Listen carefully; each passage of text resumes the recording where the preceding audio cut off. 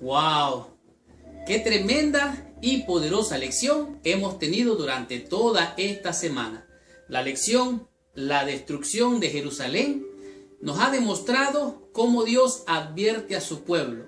Antes de venir la calamidad, antes de venir el desastre, Dios siempre envía a sus siervos, los profetas, para advertir y evitar la calamidad, la mortandad, el desastre. Pero cuando el pueblo se descarría, se rebela, no se somete a la voluntad de Dios, entonces lo que queda es destrucción y muerte.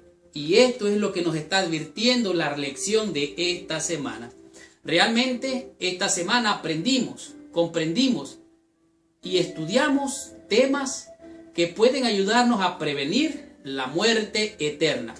De tal manera que estas lecciones nos han hecho reflexionar profundamente. A mí mismo, de manera personal, si ustedes han notado, nos ha tomado más tiempo estudiar esta lección porque son muy importantes, son muy delicadas y tenemos que entender, comprender y aprender estos temas para prevenir nuestra perdición. Y oiga bien lo que digo, nuestra perdición. Por lo tanto, alzad vuestra mirada y ved de dónde viene nuestro socorro. De tal manera que estamos en un peligro. Estar por encima del evangelio es un peligro. Actualmente mucha gente busca cambios, busca el éxtasis, busca los cambios humanos, pero hay un intenso deseo de muchos de impresionar al mundo con algo original que eleve a la gente a un estado de éxtasis espiritual y cambie el estado de las cosas actuales.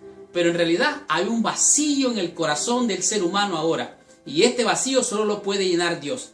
De tal manera que ese espacio que existe en el corazón del hombre puede nada más la presencia del Espíritu de Dios en el hombre llenar su corazón, porque el hombre sin Dios se va a la idolatría, se va detrás de los placeres, se va detrás del pecado y de esta manera el enemigo lo arrastra para hacerlo perderse. Pero el cambio que necesitamos, dice aquí, es un cambio de corazón y no solo se puede obtener buscando a Dios individualmente, de tal manera que debemos buscar su bendición pidiendo su poder, orando fervientemente para que su gracia pueda venir sobre nosotros y que este cambio que necesitamos se realice ya, ahora mismo. Que venga un reavivamiento verdadero a la piedad primitiva y podamos tener una reforma. De tal manera que este cambio no lo hace el ser humano, no lo hace el hombre, es Dios. ¿Qué debo yo de hacer? ¿Qué tú puedes hacer? De tal manera que nosotros tenemos que saber cómo hacer para lograr estas cosas. Quiero leerles este versículo que realmente es poderoso y que puede ayudarle a transformar su vida. Se encuentra en Segunda de Crónicas, en el capítulo 7, el versículo 14. Dice así: si se humillare mi pueblo sobre el cual mi nombre es invocado, y oraren, y buscaren mi rostro, y se convirtieren de sus malos caminos, entonces yo oiré desde los cielos, perdonaré sus pecados y sanaré su tierra. De tal manera que esta es la promesa del Señor. Dios prometió lluvia temprana y tardía como al principio, pero tienes que pedir, tienes que buscar su rostro. Y me buscaréis y me hallaréis. ¿Cuándo? Cuando me buscares de todo corazón. Hazte la pregunta, si lo que estás haciendo tú ahora te acerca más y más a Dios o te aleja de Él. Hazte la pregunta, ¿lo que yo estoy haciendo hoy me lleva a la salvación o a la perdición? Si eso te lleva a la salvación, síguelo haciendo, pero si no, detente, no sigas. Busca al Señor de todo corazón y Él va a llenarte con aguas frescas. De tal manera que esta semana aprendimos realmente cómo conocer a Dios, buscándolo. De tal manera que nadie va a perderse, a menos que elija equivocadamente. ¿En qué forma tú responderás cuando alguien te pregunte dónde encontrar a Dios? Para eso están los profetas. Tú eres nación santa, pueblo santo, adquirido por Dios, para anunciar las buenas nuevas de salvación. De tal manera que, aunque muchas veces te rechacen como Jeremías, aunque algunas veces seas malinterpretado como Jeremías, aunque algunas veces te enfrentes con la oposición, ten confianza que así como Jeremías, Dios te va a librar. De la manera en que nos relacionamos con el ministerio de Dios, ¿cómo lo hacemos? ¿Qué hacemos? Mucho cuidado, porque los israelitas llegaron a ser idólatras.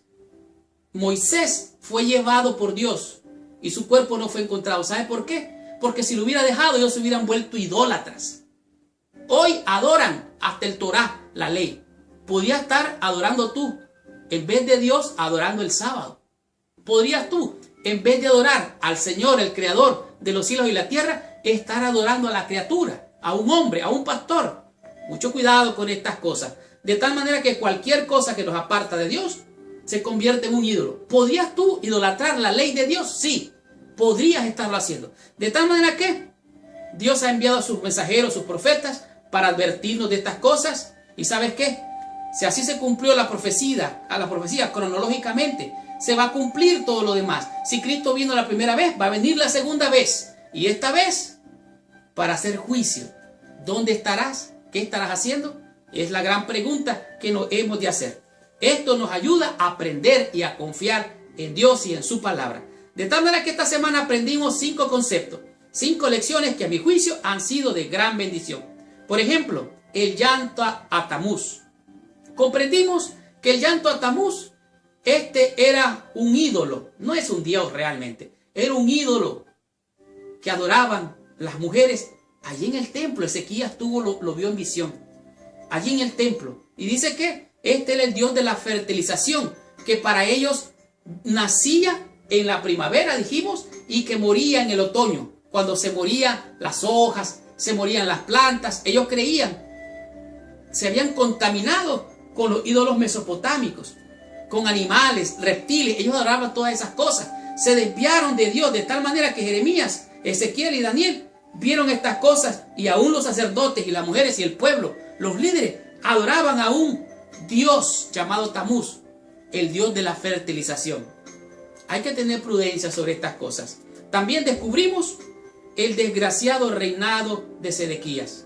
Sedequías, dijimos, no obedeció, rechazó la palabra, pareció obedecer, pero lo que hizo después fue terrible. Vinieron los babilónicos, rodearon la ciudad. Sedequías había hecho un pacto con los egipcios, y entonces los egipcios venían a ayudarle. Los babilónicos se retiraron y ellos querían, ya la hicimos. Consultaron a Jehová. Jeremías le dijo, mira, este es lo que va a pasar, y este es lo que va a pasar, y este es lo que va a pasar. Y dijeron, bueno, entonces ¿qué? Este profeta solo va, nos dice. Entonces se rebeló, y de esta manera el ejército babilonio vino, rodeó la ciudad. ¿Y qué fue lo que pasó? Cayó su reinado. Esto fue terrible. La experiencia del rey Sedequías. No obedeció, ignoró, rechazó. Jeremías siguió con la profecía. El pueblo agarró a Jeremías, lo quisieron matar, se lo llevaron al rey, y el rey dijo, hagan con él lo que quieran. Y así Jeremías fue a parar un pozo que no tenía agua, pero estaba lleno de lodo, y el pobre Jeremías se hundió en el lodo. Esto fue cosa terrible, el reinado desgraciado de Sedequías. También comprendimos en la caída de Jerusalén las terribles y funestas consecuencias de no obedecer la palabra de Dios, de no seguir las instrucciones, de no abrazar su pacto.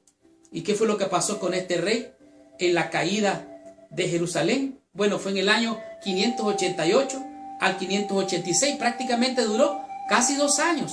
Lo que el profeta falso había dicho, pero en realidad era una profecía media, era una mala profecía, era una profecía falsa. Y Egipto y Babilonia se peleaban por aquel pueblo impenitente. Cuando vino el rey de Babilonia y todo su ejército, rompieron los muros, entraron a la ciudad y mataron todo tipo de gente, hombres, niños, mujeres. Estuvieron sitiados tanto tiempo que morían de hambre, de sed, y se comían unos a otros. Eso fue terrible. Pero el rey escapó por entre los 2 muros, por la puerta.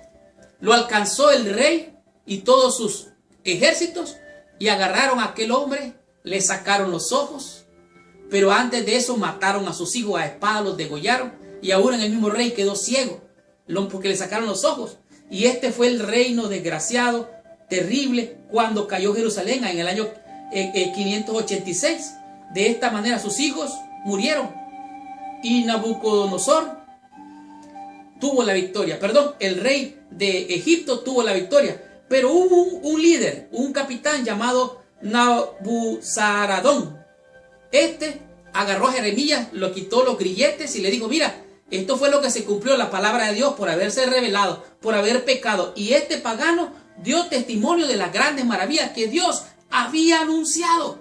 Y así el profeta Jeremías le dijo, este capitán, te vas conmigo a mi casa. yo te voy a dar de comer, ahí vas a vivir y todo. Te vas conmigo a Babilonia o te quedas aquí. Pero ¿sabes qué? Aún aquí vas a tener comida, agua y todo en un representante del rey.